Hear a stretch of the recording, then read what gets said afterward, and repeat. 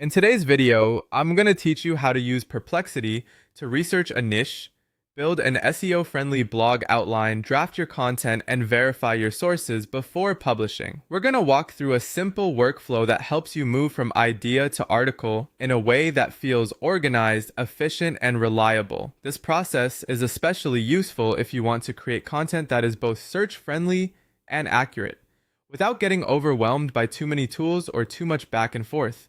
First, begin with research. Open Perplexity and ask for real-time statistics and trending subtopics related to your target niche. The goal here is to understand what people are currently interested in and to collect up-to-date data you may want to reference in your article. Be specific with your prompt so the results are more useful. For example, you can ask for recent trends, current market figures, audience interests, or rising questions within the niche. This gives you a strong foundation before you start writing, and it helps make sure your content is timely rather than generic.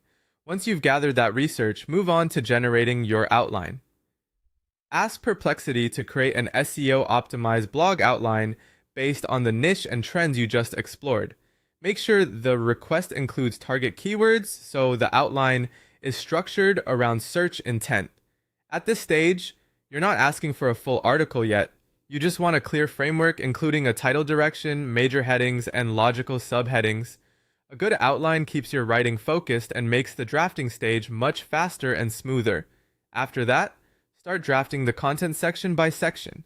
Instead of generating everything at once, prompt the AI one part at a time using the writing focus mode without web searches.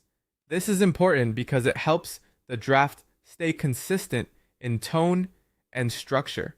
Working section by section also gives you more control over clarity, depth, and pacing. You can review each part as it's created, refine the language, and make sure it matches the purpose of the article before moving on to the next section. Finally, before publishing anything, verify your sources. Go back to the citations provided during the research stage and cross-check the facts carefully.